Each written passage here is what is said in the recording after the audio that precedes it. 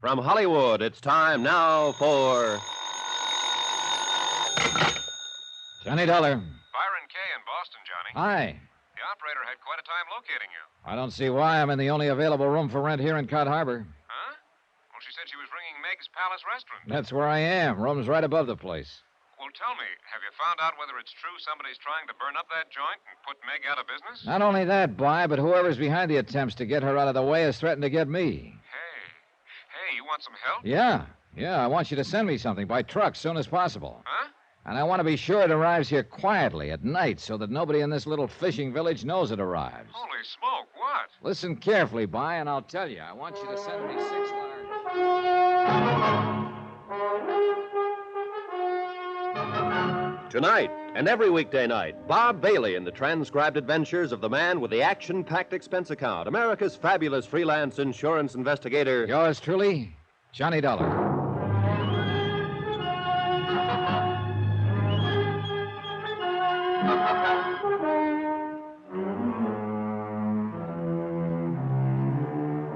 From Special Investigator Johnny Dollar, location Cod Harbor, Massachusetts, to the Intercoastal Maritime and Life Insurance Company, Boston. Assignment, the Meg's Palace matter. Expense account continued. Expense account item... Well, since you're paying for and sending that batch of fire extinguishers, Byron, I can hardly charge them to my expense account, can I? But I have a sneaking suspicion they might be mighty important. A cursory inspection of this tiny fishing community has revealed no sign of a firehouse. Nothing, in fact, but some hose connections for cleaning off the docks.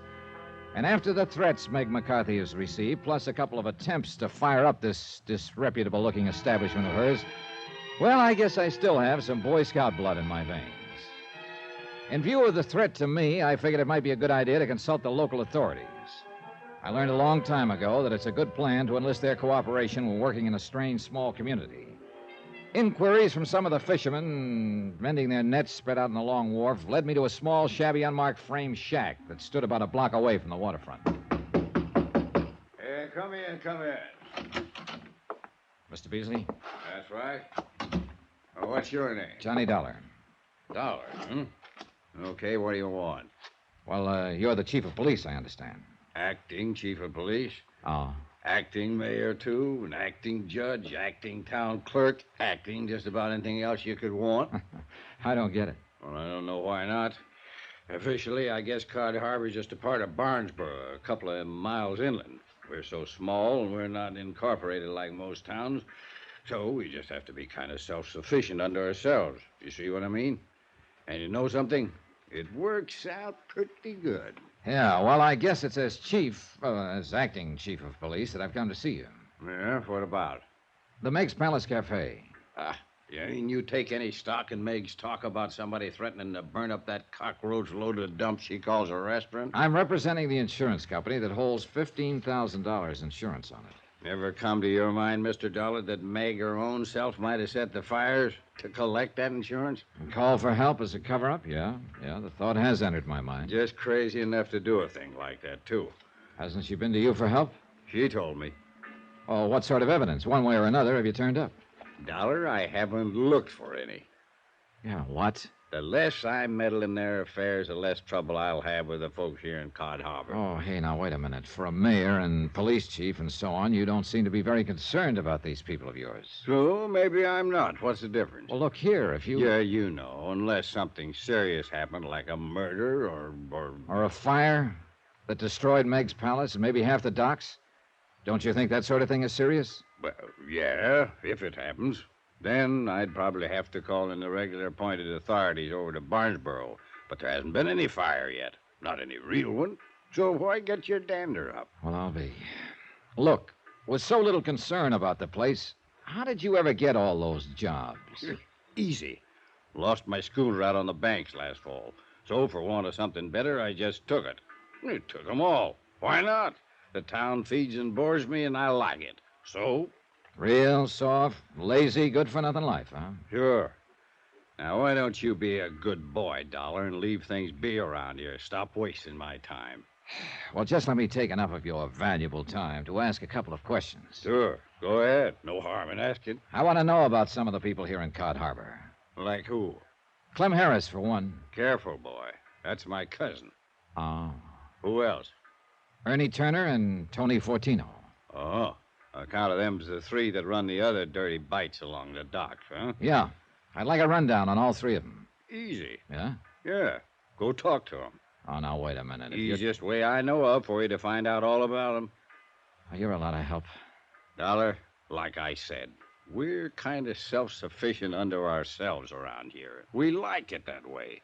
And that's just another way of saying we don't like strangers coming here and messing around in our affairs. Well, that was pretty definitely that. It was getting quite late, and I decided I'd better postpone any interviews with Meg's business rivals until the following morning. Besides, as I walked along the wharf, I noticed that they were closed. Then I remembered somebody else I wanted to talk to, the beneficiary of Meg McCarthy's life insurance policy, the master of the fishing boat, Lily Ann, Captain Billy Morgan. But the Lily Ann, tied up at her berth, was dark and empty. Well, if anyone knew where Captain Billy was, it'd be Meg herself. So I walked the boards back to Meg's palace. What greeted me as I opened the back door of the place was truly a sight to behold. Over there with that hose, you scum of a land-loving. Over there in the corner, can't you see? What's the matter with your blinking eyeball? Standing in the center of the floor, brandishing a moth-eaten feather duster as if it were a club, stood Captain Billy Morgan, shouting orders to three men who were cleaning up the mess of pots and pans and broken crockery left over from Meg McCarthy's temper tantrum of a short while earlier, when she belabored this same Captain Billy for a little celebration he and his crew had in their place the night before. Belabored? It looked like she must have thrown one of everything in the joint at him. Bill! Hey, Captain Billy! Hey! Oh, it's you, huh? I seen you here earlier today when Meg throwed me out. Looks to me like you weren't all she threw. Yes, sir. Oh, she's a living doll. Hey, say, ain't you the insurance hand? She telephoned to help her find out who's trying to burn her out of here. Name's Johnny Dollar, ain't it? Yeah, that's right. And, Captain, I'd like to ask you a favor. Charlie, you yellow-bellied, bug-eyed bandy wasted.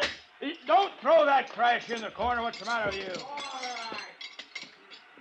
Sorry, Mr. Dollar, but I guess the boys don't like working at night when they got to be up and aboard Lily Ann and headed out for the fishing banks by 3 a.m. in the morning. Don't blame him. We couldn't leave Meg's place in a mess like this, now could we? After all, she's going to have to serve us coffee and sinkers before we go. Where is she? Upstairs. Has been for the last hour. In her room?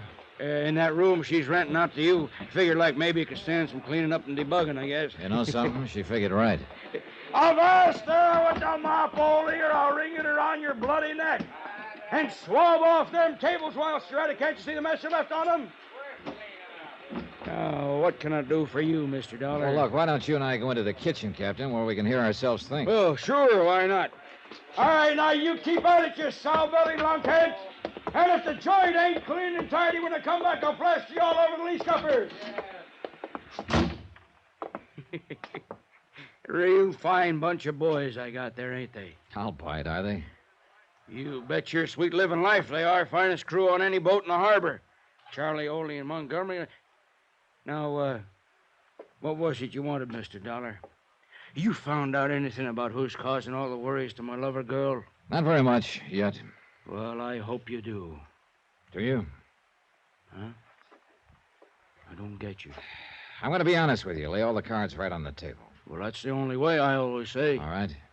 I'm just as concerned about Meg herself as I am about this cafe. Sure you are. Me too. Now, whether you like it or not, I have to consider the fact that you are the beneficiary of Meg's $25,000 life insurance policy. If anything were to happen to her... Why, sure, I see what you mean. You bet your life I see what you mean. Why, you blasted land-loving son of a dirty yellow sculpin. Take it easy, Captain. Take it easy. You Pipe trying to down. say I hurt one single hair, Meg McCut? Dollar, you make cracks like that, I'll swab the decks with that ornery hide of yours and feed you. Put him up! Put him up, Dollar! You want to talk to me like that, you said put him pipe up! down, Captain. Let's talk sense a minute. Talk sense, yeah, but don't you go implicating that I didn't imply a thing yet. Well, I warn you, you Just don't. a minute there, Captain Billy Morgan, just a minute. I- Who do you think you're talking to like that, the guest of me humble Well, establishment? I'm sorry, Meg, darling, but he And was why talking ain't like... you in there helping those poor boys of yours with the cleaning up? Well, but they're almost finished up, Meg, me darling. Besides, unless you ought to get out of here and get your sleep, you'll not be worth your salt on the boat Meg, tomorrow. I'd like to talk to Captain Billy. Tomorrow. Go out in the boat with him in the morning, and you'll all have plenty of time to talk. Well, I want to talk to Willie him now. boy, get out with them. Go on. Well, yes, my dear. And I'll see you at the dock at 3 in the morning. Well, now, wait a minute. Also, Johnny boy, you go out with him. It'll give me a chance to fix your room up real nice for you, like it should be for a gentleman like yourself. Okay, Meg. Come to think of it, I was promised a fishing trip on this case. Anyways, I'll not be worrying about any fires tonight with you staying here. So if you don't mind, I'll retire to my bed and see you at breakfast time. Okay. Maybe I can help Billy's crew finish cleaning up in there. Oh, don't you lift a finger. 'Twas at Willie boy I throwed them plates and things so him and his crew can clean it up. Good night, Johnny boy. There's food in the icebox and your bed's all made when you're ready to retire. I stood there for a moment, smiling after her. Then I decided I'd take her advice, that instead of helping the men clean up the cafe, I'd get a breath of fresh air before hitting the sack. The moon was just a thin sliver in the eastern sky, and the stars twinkled merrily in the broad, clear expanse overhead. The cottages of the peaceful little fishing village were dark. Along the docks at the waterfront, the fishing boats playfully nudged each other as they slowly and quietly swung and rolled on the gently heaving water.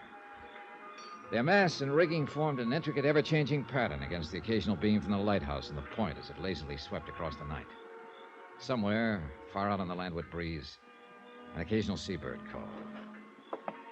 It was all so peaceful and serene that I couldn't help wondering how trouble could ever come to a... Then I saw it. A slight movement at the front corner of the old building. A silhouette hunched over, tensely watching the front door, waiting for home. Slowly, as quietly as possible, I crept up on whoever it was, hoping in the dim light to recognize him or her before I was discovered. Softly, I passed the side door. I could still hear the members of the crew inside at their work. But in my concentration on the person out front, I was too slow in my reaction when that side door suddenly opened behind me. Huh? What? Who are you? Oh, no, you... Oh! And very suddenly, it got very dark.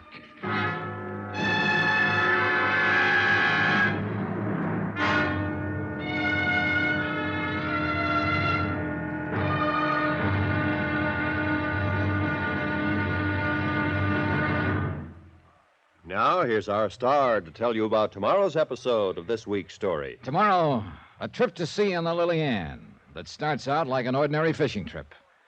But somewhere on board lurks a man with murder in his heart. And his next intended victim, me. Join us, won't you? Yours truly, Johnny Dollar.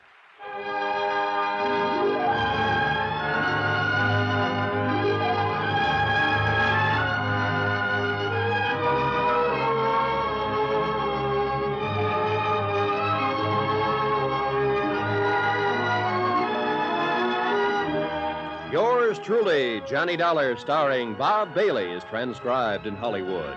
It is produced and directed by Jack Johnstone, who also wrote this week's story. Be sure to join us tomorrow night, same time and station, for the next exciting episode of Yours truly, Johnny Dollar. Roy Rowan speaking.